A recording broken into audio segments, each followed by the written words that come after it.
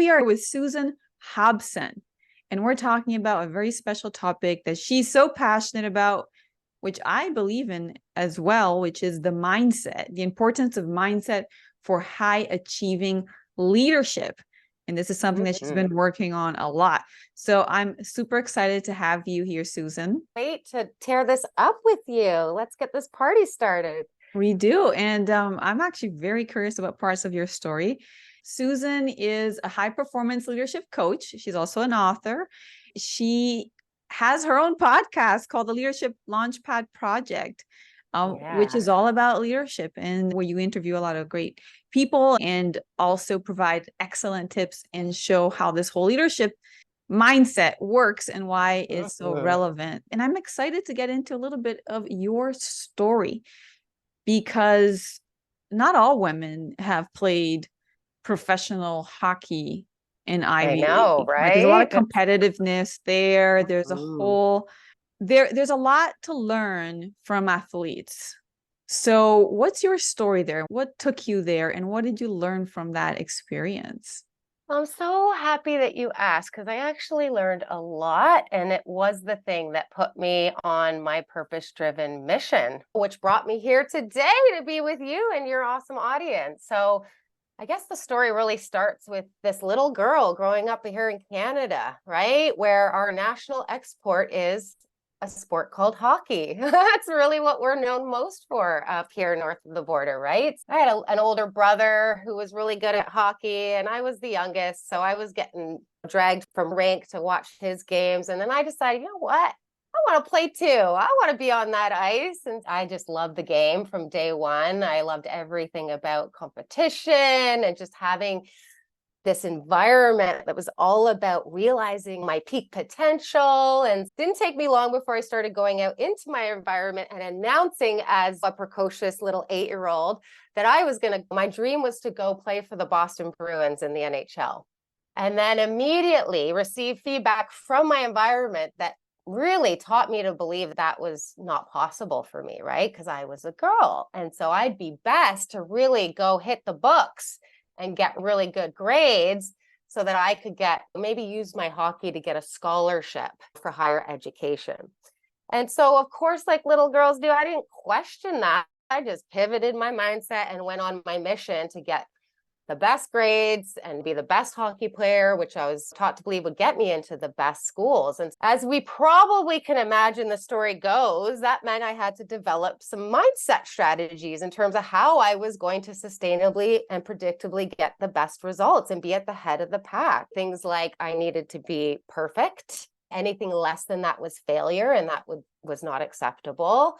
Like the fact that I had to be somebody that really made sure that everybody else around me, like on my bench, in terms of my teammates, my coaches, were always happy with me. And I was keeping everybody pleased with my performance, including my parents. And it didn't take long before I succeeded. My strategies were working, quote unquote. I was getting the grades. I was getting the results on the ice. And then I got recruited down to the States at a pretty young age, at 14 years old.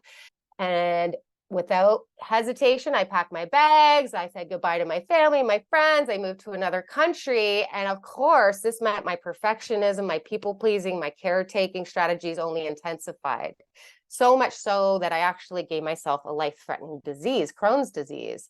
And I had to learn about stress and about how I was maybe causing myself a lot of stress by using a lot of these maladaptive strategies. But didn't matter. I still had to stay in the game, and I still had to compete because I was still trying to pursue getting that scholarship to the Ivy Leagues, which was my goal at the time because that was the best. And so I got into Princeton. My grades were good enough. My performance on the ice was good enough. But that was really a turning point moment for me, because that is where I went from being this big fish in a small pond in high school on the ice, getting all the goals, getting the straight A's, to being like this little minnow in the ocean, which is how I describe being in one of the most competitive environments on the planet. These Ivy League schools are so intense. And of course, I hit the brick wall. I was sidelined by some serious imposter syndrome. Like all of a sudden, and I found myself in classes with the world's smartest kids. I couldn't raise my hand. I couldn't ask questions, engage. My voice was gone. And then same thing on the ice. I'd never been riding pine before. I'd never been like bench rider of the century before. And I just didn't know how to handle it. So I went into a tailspin with my confidence and my motivation, and really what underpinned all of it, my self-esteem. And that was the first time where I actually was taught that performance is 90% mental. It was the first time, having had to reach that type of 1% environment, that I was even introduced to the whole concept of mindset in the context of high performance. And I couldn't believe it. I was in shock. Like, I was never taught that it was 90% mental. I was always taught I had to get in the gym and get on the ice and train hard and be tough and feel no pain and all of that kind of old school conditioning and mentality. And so when I actually saw the results of training my mindset, right, and getting rid of a lot of these deficit strategies that I used, what I now know to be to secure safety in the form of external validation outside of myself, and that the fact that was that I, as long as I was doing that, I was powerless, right? Which is why I had a stress disease. That's actually what lives behind these deficit strategies like perfectionism, is a ton of anxiety, right? Where I had that kind of game changer moment. I went from bench rider of the century my first year to being the leading scorer on the top lineup my second. I went from getting C's and D's for the first time in my life in the classroom to being on the national dean's list, all because I learned that high achievement, which looks like striving on the outside, was actually surviving on the inside. And when I learned how to step into my power and take my power back, that's when I was really able to discover all kinds of untapped potential in my experience. And so that's when I knew, oh, that's why this little girl from Canada made it down here to this fancy place. Because what people don't realize with the Ivy Leagues is that once you get through those gates, they'll do almost anything to make sure you make it out on the other side. So when I did, I had to go scream this from the rooftops. I had to go attack all of the deficit mindset strategies, first and foremost, that I saw in the suffering of athletics. Because what people don't realize is a lot of these athletes, they really struggle with their mental health because of these deficit mindset strategies. But then I saw it was all the same thing happening in the professional arena, just a different arena, right? But it was like my high achieving professionals, they needed the same work, right? Because they were striving and so deficit on the inside. Then I realized if I really want to affect change, because I was propping up athletes and propping up high achieving professionals, but sending them back into these toxic kind of old school 1.0 conditions, right? Then I said, you know what? I got to go to the top because the model carries the most weight, right? I got to get to the leader's mindset. I got to affect change on that. And yeah, that's where we are today. We are on a mission to change the way the game's being played forever with this heart-centric, human-centric Leadership 2.0 process of ours that really is new school leadership, neuroscience-backed, and proven to be how you actually create the highest performing teams on the planet.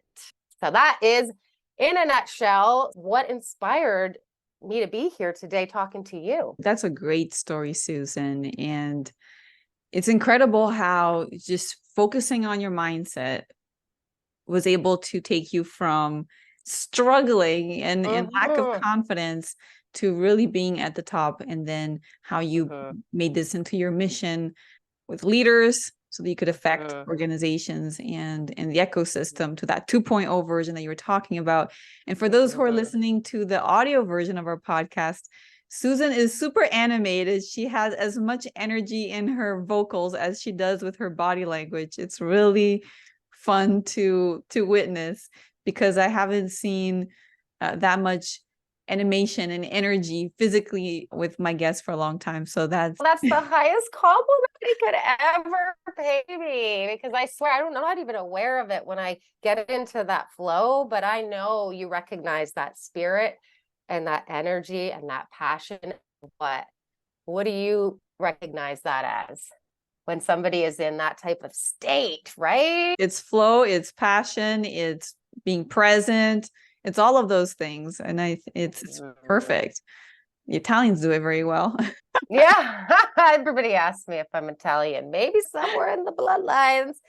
I just know that for me, when I sit in front of somebody who's that infected, right, with that type of passion, it's because they've been called to this, right? This is their life's work. And I swear, this is why I shared my story with you. So you could see this is why this is my life's work. I feel like so many of us have these painful experiences, and we don't often step back and question, like, could this be happening for me rather than what's happening to me? And I just think when I see people who have answered that call, I oftentimes see them in that type of state. Yeah, absolutely. That's where the state is. And so you talked about the importance Mhm. of mindset, right? For athletes, for leaders, for peak performers. What are some of the things? What are some of the mindset strategies that Let's you get into it. adopted to get to that higher operation state when you were in college, when you were at Princeton?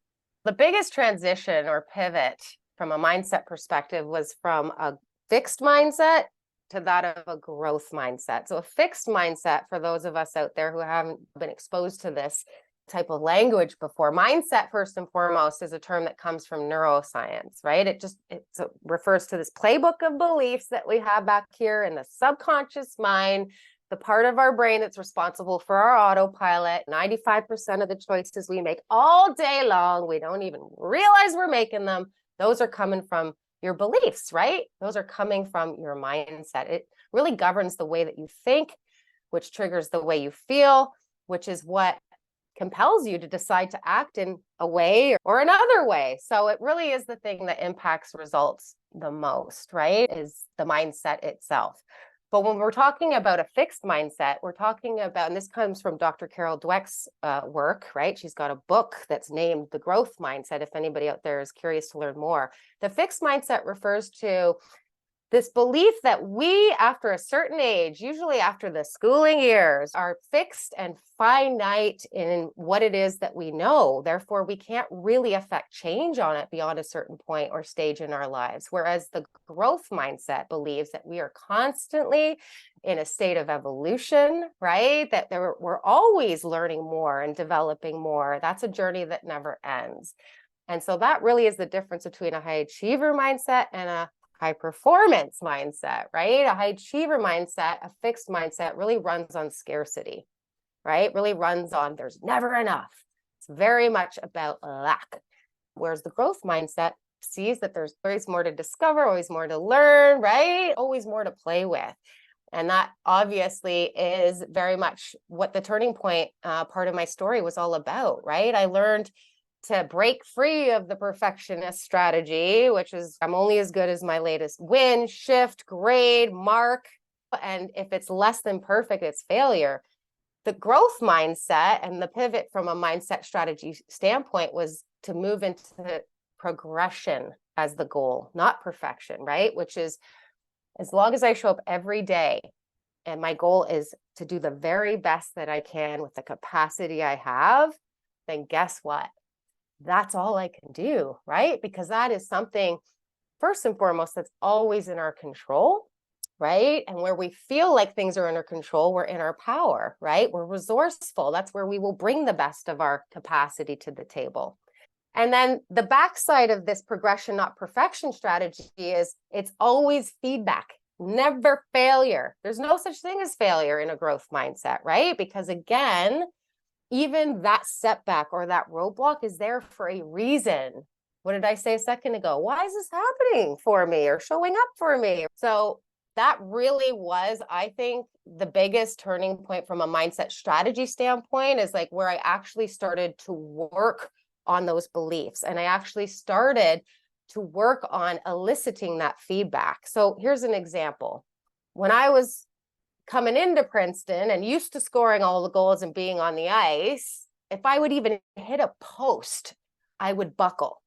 I'd be slamming my stick all the way back to the bench and tossing my water bottle on the floor and so frustrated, right? No growth to be had, totally unresourceful. It would just make my performance go on the slippery slope even more versus when I learned to get curious about why I hit the post on that breakaway. And I'd skate back to the bench curiously thinking like, what happened there? Which immediately started to filter in all kinds of feedback. And then I could see, oh my gosh, I realized I was all alone under breakaway and I felt the pressure. So I seized up a little bit and I shanked the puck because that affects your accuracy when you're tight. Then I could actually incorporate the feedback, right? I could look at that with curiosity and say, okay, what could I do if I realize I'm alone in the slot and I'm nervous? Oh, I know, I could take a deep breath and just relax into it and then fire more accurately. And so, of course, then I'm programming those resources and those for the next shift. And what would happen is I would actually then be set up to make that shot and execute on that goal.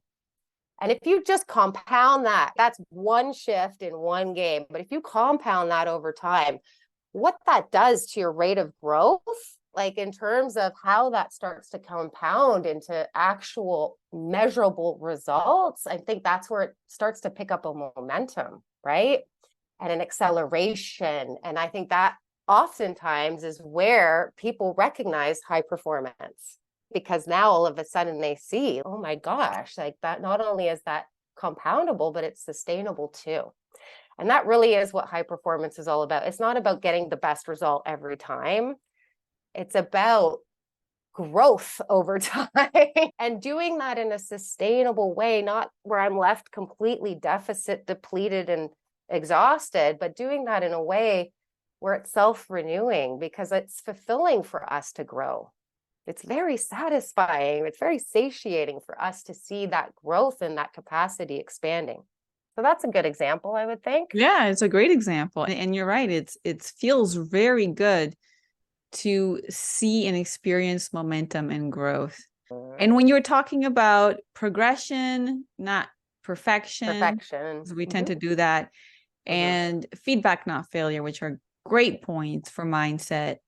How did you start off? Because when someone is fixated on perfection and on getting people's approval and on not disappointing others, which is the failure, it's really hard to change that mindset. What are some of the ways that you were able to make that shift right at the beginning, and how our listeners can do it as well? Yeah, I think the beginning, as it is for any of the leaders that walk through my door, is really in self-leadership, right? It was really about turning the high beams on in my self-awareness so that I actually could even, first and foremost, know that I was in a relationship with myself, because high achievers don't know that. It's all about relation to the world. They make sense of who they are and how well they're doing through other people's perception of that. And athletes totally are conditioned by that. Coaches, parents, right? Everybody else's opinion at all times weighing in on your performance.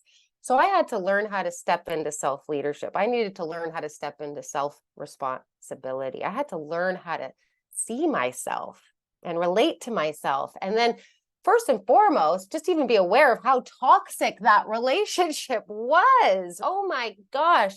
The best way to describe this in a short amount of time was that was my relationship with self. I was so hard on myself. It was so shame-based, right? There was so much unworthiness.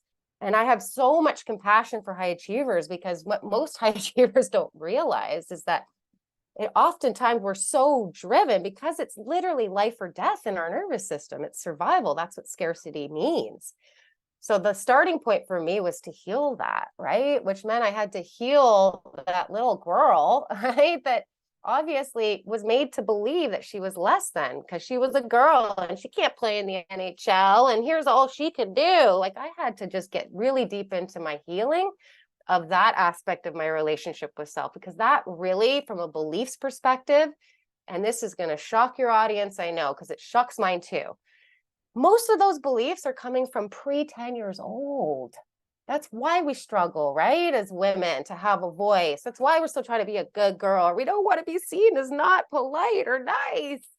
So I had to heal that. And then once we actually were in a high quality relationship with each other, where she trusted me to lead her right into some of these scarier spaces and places outside her comfort zone, I think that's where I really started to help her replace all those limited beliefs with the more empowering beliefs, right? That's where I got to really show her like who she was and what she really was capable of, and really just create safety on the inside for us, so that I no longer sent her into those conditions, right? With her power outside of her, which is really unsafe, everybody. I no longer had to send her into those environments without boundaries, right? Without a voice to be able to assert what she needed. So that's where that started for me. And I'm sure starts there for most of us listening, is we just have to identify whose voice that is that's at the helm, because that's where leadership begins. Who's at the helm in terms of these thoughts that compel these emotions that drive these decisions, especially these maladaptive ones like perfectionism. Yeah. Most people don't realize the healing comes before the growing, but I wanted to make sure that I gave your audience an appreciation for that, because that is where the work begins. Yeah, and I think it's fantastic. And it's definitely necessary work, because something that you said, that a lot of us seek safety externally, and we need safety. And if the safety is not there, we can't do things. We can't talk. We don't have a voice. We're like you say, we completely lost our power. And by shifting that and saying, you know what, you can create your own safety, self-leadership with self-responsibility. I have a strong belief on what you're saying there. I think that is so important to know, and for our listeners to understand as well, for sure. And I hope that our listeners are inspired by the idea that they can control that, because I think sometimes when we talk about self-responsibility, some people even shy away from that a little bit, right? I got enough responsibilities. I'm a mother. I lead a business. I got an aging mother that I'm taking care of, right? The word responsibility sometimes hits our nervous system a certain way, but I want us all to really focus on how stepping into responsibility and our agency and our power is where we become responsible, so that nobody else no longer has the power to make us feel less than, to make us feel like we don't matter, to make us feel like we're not safe. So responsibility, I love using that word because I find it very inspiring. But if that's hitting anybody funny, then you break that word in half, okay? Where it makes you response-able, which is a very empowering thing. It is. It goes back to the agency. And it's something that, if you just think about that, we want it. Who doesn't want to be able to have certain control over their life, their future, their happiness, their self-worth? I know. I think that's the most important thing, especially for women. I'm the mother of a little girl, so I'm working on this overtime because she's 11, about to be 12. Okay. And we all know, for mothers out there listening, what that stage represents. That's when it all started for you. And yeah, we talk about that all the time, because us heart-centric people, because I'm an empath, and so clearly my daughter is too. And so she's a super sensitive soul. And of course, that can lend itself to calibrating a little too much how everybody else in the room is feeling about you and your choices or your voice. And so we're talking about this already at 11. We're talking about boundaries. We're talking about her self-worth. We're talking about her desire to please others, right? So yeah, I just think I'm very passionate about this, obviously, because I had to fight to heal my little girl, and I had to fight to get my voice back in really scary, intimidating conditions. And I so relate to my female executives, because on some level, they all still feel like that. Believe it or not, they're all still, for the most part, struggling to have a voice in some of those rooms too. So it's a very important message, I feel like, yeah, especially for our females listening. But our men too. Our men need to learn about this as well, right? So that they can actually be supportive in trying to create those safe conditions, so that we actually can learn how to exercise our voice and assert our needs. And some men are not fully comfortable using their voice either, because there are also men who are empaths out there and are sensitive. And so for those of you, this message is also very clear and important. The mindset is the way to go to start with. I know you spoke to my co-host, Robert, on the Yes. podcast. He's the yin to my yang. Clearly, I'm the yang. But he actually is one of those examples of an empathic man who really struggled in those types of conditions as well, right? And then felt called to make this his, well, that's why we're tag teaming on the Leadership 2.0 mission, because he speaks to the male side of that experience where he didn't feel like he could have a voice, or his voice was even listened to or respected. You're right, it happens on both sides of this equation far too often here in 2023. It does. It does. And that's your mission, right? That's the work that you do. Before we send the listeners off with where they can find you, is there anything else you want to share with them today? Yeah, I just think we're going through it. We're in a moment right now of time here in 2023. I am the most fired up, as you clearly can tell, right now, because forever we were talking about this whole new school, neuroscience back, heart-centric leadership. It's coming, it's the future of work. And then we had this little thing called a pandemic happen, right? And all of a sudden we saw the great resignation, right? We started to see that people were no longer willing to stay in toxic 1.0 led environments for a paycheck. We started to see the younger generations, as they're being polled. Gallup has some very great research on this, where they're saying they rank their health and well-being more than a paycheck, right? Like they value being with a leader who has a growth mindset and coaches them and develops them and sees them and gives them an opportunity to contribute and express their voice and their ideas and their all of that. So I think that's what I want to land this plane with, is just this understanding that Leadership 2.0 is here, okay? And that there's never been a better time for us all to get on this type of leadership development and growth journey, because we're changing the way that this game is being played. It's happening. And so I just really hope that for anybody listening out there, if you're curious to learn more about the mission, or you're curious to roll up your sleeves and get on it, that at the very least, you'll come check out our podcast, Leadership Launchpad Project. We interview the world's foremost leaders in the Leadership 2.0 space every single week. Fascinating guests from every side of the spectrum, which is what's very cool about our process, is that we amalgamate all the latest and greatest from neuroscience that's working, all the different modalities that we have tried over the years that we see work for our high achieving folk. So that would be my first call. And then the second call is just, if you have any type of aspirations to get into this yourself, that you come visit our website, elitehighperformance.com, where you can learn about my awesome dream team of elite coaches. We're all former ex-pro athletes on that bench. We're all very heart-centric, empathic, passionate about helping leaders play their biggest impact game. So I think that's where I'd probably like to leave your folk, is just to try to come and check out what we got going on, and let us know if there's anything we can do to serve you or your teams. You have a good team on your website there, in your company, in your group, and they're all pro athletes, heart-centered empaths. Now that's a special combination, because normally we would think that athletes would not be very empathetic or heart-centered, that they would be purely competitive and want to win and be aggressive and take over and dominate. But it's very interesting that you found a group which is the opposite. So I think we all felt called to this mission because of how disruptive we found the conditions of athletics. And I think that's an empath who takes pain and turns it into purpose. You know what I'm saying? We can't stand useless suffering. We have to do something about it. So I think that's what kind of brought us all together, is that, we all very much want to affect change on something that impacted our lives so deeply. There you go.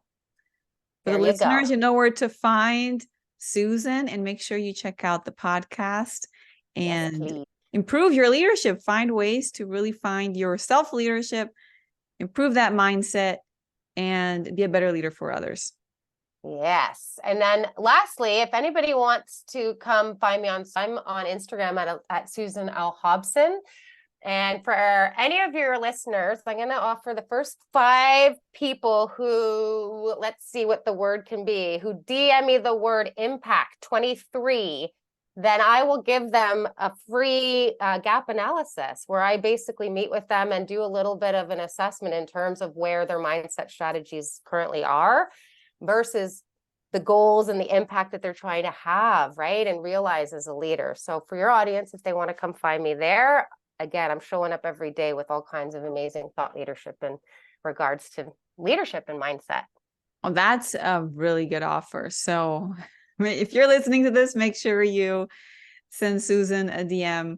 Thank you so much, Susan, for joining us today and sharing your story and also all of these tips on how you and other leaders are able to move and have moved from that state of people pleasing and letting others control your leadership and your future to a state of self-leadership and high performance. Yes.